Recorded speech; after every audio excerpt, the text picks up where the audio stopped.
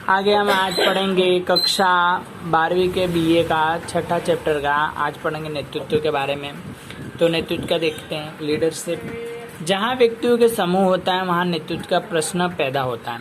औद्योगिक इकाइयों में कर्मचारियों के समूह के कार्य करता है, इस समूह को नेतृत्व प्रदान करता है। नेतृत्व के परस्पर प्रोत्साहन करने की प्रक्रिया होती है। नेतृत्व की व्यवस्थापन कार्य क्षमता में वृद्धि की जा सकती है। व्यवस्थापन में ढांचे के ढकता जा सकता है। नेतृत्व कार्यक्षम व्यवस्था का आधारशिला है। नेतृत्व अपनी मनोवृत्ति और व्यवहार समूहों को अन्य सदस्यों के प्रश्नों की दिशा की ओर मोड़ता रहता है। निर्दिष्ट लक्ष्य प्राप्ति के लिए कर्मचारियों के प्रोत्साहन, विश्वास, मार्गदर्शन प्रदान करता है और नेतृत्व प्रदान होता है।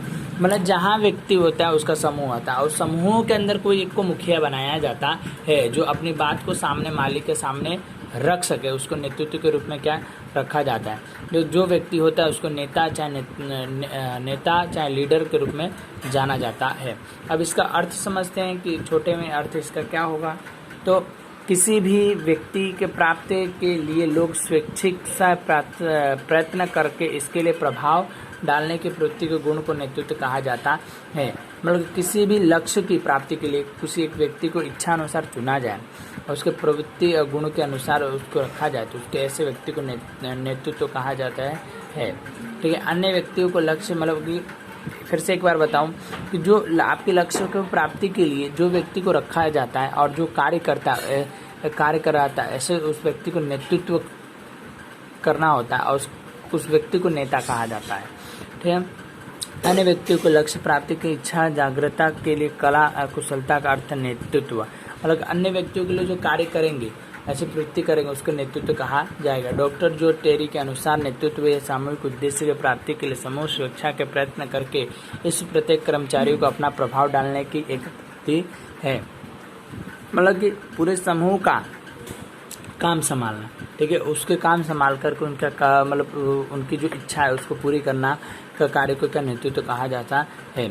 उपरोक्त व्याख्या के आधार पर स्पष्ट होता है कि नेता अपने समूहों के एक प्रभावशाली व्यक्ति है जो बिना किसी दबाव और मार्गदर्शन का प्रेरणा देकर स्वेच्छिक रूप से बातचीत रूप से प्राप्त किया एवं कुशल नेतृत्व नेतागिरी रूप में जाना जाता है। मतलब कोई एक व्यक्ति उसमें चुना जाए, वो अपनी इच्छा के अनुसार पूरे समूह को संभाले, देखभाल करे, उसके इच्छा के अनुसार काम करे, कंपनी को लाभ दिलाए। ठीक है। ऐसा उनकी बात सामने मालिक को रखे, ऐसे व्यक्ति को नेता के रूप में गिना जाता चाहे नेतागिरी कही जाती है। अब इसके लक्षण के बारे में देखते हैं। तो अधीनस्थों का अस्तित्व। नेता के सदस्य अधीनस्थों के नेतृत्व प्रदान करता है। इसके लिए नेतृत्व का अमल के लिए अधीनस्थों का अस्तित्व होना आवश्यक है। मतलब किसी मालिक के नीचे रह करके काम करना पड़ता है। मालिक के नीचे ही रहकर काम करते हैं, उससे क्या नेतागिरी होता है। निरंतर प्रक्रिया। नेतृत्व क्या निरंतर प्रक्रिया हमेशा चलती रहती है। एक बार शुरू हो जाएगी तो हमेशा चलती रहेगी और उसका मार्गदर्शन के अनुसार उसको कार्य करते रहना होता है। नेतृत्व की स्वीकृति। नेतृत्व की स्वीकृति में अधीनस्थों के द्वारा ही होती है। तो नेताओं की स्वीकृति अधीनस्थों को होना चाहिए और जिसके लिए नेता मार्गदर्शन देता रहता है अधीनस्थ के द्वारा उसका अनुसरण करता है। मतलब कि क्या होता है कि नेताओं के द्वारा जो काम किए जाते हैं नेतृत्व होता है। ठीक है। उनके द्वारा जो बताए काम होता है उसके अनुसार ही सारा काम करना पड़ता है। चौथा, अनौपचारिक प्रभाव डालने वाले ऐसे संबंध। नेताओं औपचारिक रूप से सामूहिक प्रमुख होता है परंतु नेता अनौपचारिक रूप से भी अपने परिचय आने वाले व्यक्तियों को व्यवहार प्रभाव पैदा कर सकता है और लक्ष्य की प्राप्ति के लिए उसको प्रेरित कर सकता है। अनौपचारिक रूप से मतलब कोई भी ढंग से कैसे संबंध के रूप में कैसे भी संबंध उसके द्वारा अपने कार्य को पूर्ण करवा सकता है, इसको नेतृत्व कहा जाता है। आदर्श व्यक्तित्व। नेता का आदर्श व्यक्तित्व होना चाहिए। उसके अंदर क्या आचार आचरण व्यवहार अच्छा होना चाहिए। ठीक है। जन्मजात गुण होने चाहिए। ठीक है। और गुण विकसित होना भी चाहिए और गुणवत्ता मतलब कि आपको एग्जाम में पूछे जाते हैं नेता के गुण, उसके तो कैसे नेता होने चाहिए। ठीक है। उसके बारे में उसके अंदर की बात बोलनी है आपको। पहरावे के बारे में नहीं बताने कि नेता ये पहनते वो सब अपने को नहीं बताने। अभिप्रेरणा।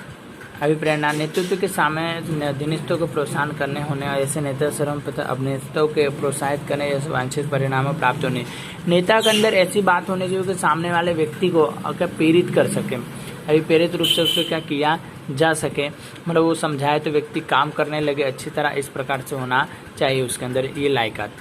आगे 7वां पॉइंट, हितों की एक सूत्रता। नेतृत्व में नेता और उसके अधीनस्थों के मध्य हितों की एक सूत्र सद्धिति है, मतलब कि एक सूत्र बांधना होता है उस तरह से काम करने का। यदि नेता और उसके अधीनस्थों का हित अलग अलग हो तो नेतृत्व प्रवाहहीन निरर्थक होता है, मतलब कि अलग अलग उसका अगर हित होता है, अलग अलग अगर बारे में सोचता है तो क्या होगा कि उसका लक्ष्य की प्राप्ति नहीं हो सकती। एक ही उसको क्या ध्येय रख करके एक ही नेतृत्व करते हुए कार्य करना होता है।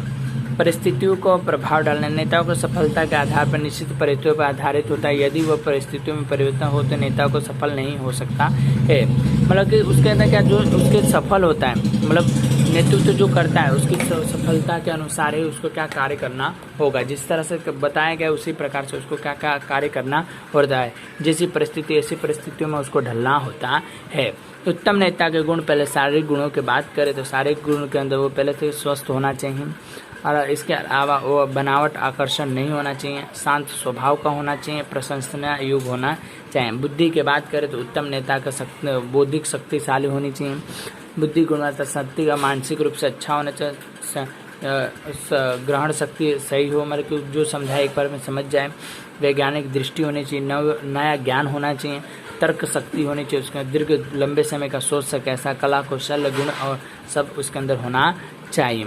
मानसिक गुणों की बात करें तो मानसिक गुणों में उसके अंदर उत्साह होना चाहिए, काम करने का साहस होना चाहिए कि ये कार्य कर सकता है, सहयोग से उसका कार्य कर सके ऐसा होना चाहिए। बुद्धि चातुर्य भी होना चाहिए, कार्य रुचि स्नेह और भी व्यवहार सामने वाले व्यक्ति के साथ हो ऐसा होना चाहिए।